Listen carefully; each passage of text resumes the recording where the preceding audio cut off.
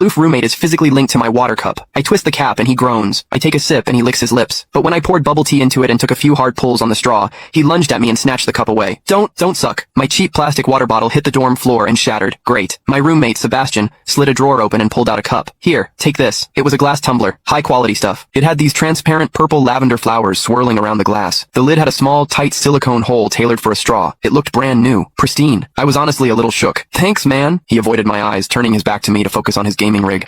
I carefully twisted the lid open. Immediately, a suppressed, low groan came from Sebastian's direction. I poured some warm water in and took a sip. Sebastian sucked in a sharp, jagged breath. His hand on the mechanical keyboard trembled, his fingers slipping off the keys. He licked his lips, looking like he was enduring some kind of torture or intense pleasure. His lips were thin, the Cupid's bow sharp like a knife. Looking at them made me want to bite them. Yeah, okay, I admit it. I'm into Sebastian. I swear to God, before I met him, I was the straightest guy in the state. After high school, my only plan was to get to college and bang a hot, bubbly cheerleader. But the moment I walked into this dorm and saw Sebastian, that plan went out the window. 4 years of college and he's the only one I want to mess around with. But I couldn't tell him. No way. I was terrified that if I spilled my guts, we wouldn't even be friends anymore. Because Sebastian is straight. Like, painfully straight. Only 2 weeks ago, he turned down a senior, a varsity swimmer, total stud, who asked him out. After that, Sebastian came back to the room and sat at his desk with a face like thunder for hours. The guy must be a raging homophobe. Maybe it was because the cup was a gift from my crush, but that warm water tasted sweeter than usual. It had a weirdly good aftertaste. I grabbed a straw from my desk and shoved it deep into the hole on the lid. The second I did, a strangled moan ripped out of Sebastian's throat. He bolted up and sprinted into the bathroom. Weird. We were just gaming. Why the hell did he suddenly need a shower?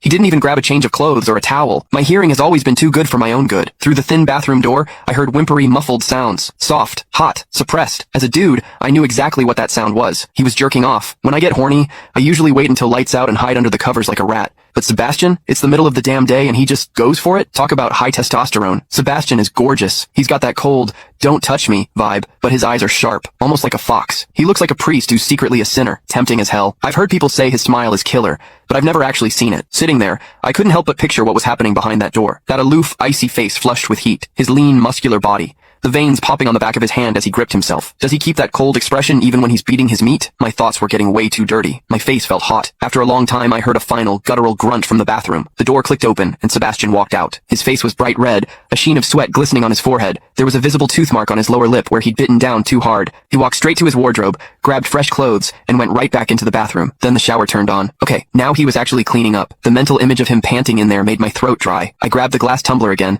and chugged a few large gulps. The water in the bathroom stopped, then started again. It took him forever to come out. When he finally did, he looked at me with this weird, resentful glare. Strange. Was I imagining things? Sebastian sat back down to game, and I poured myself another refill. I wasn't really thirsty anymore, but I began chewing on the plastic straw out of habit. Enjoyed this story? Click the link in my bio for more exclusive content.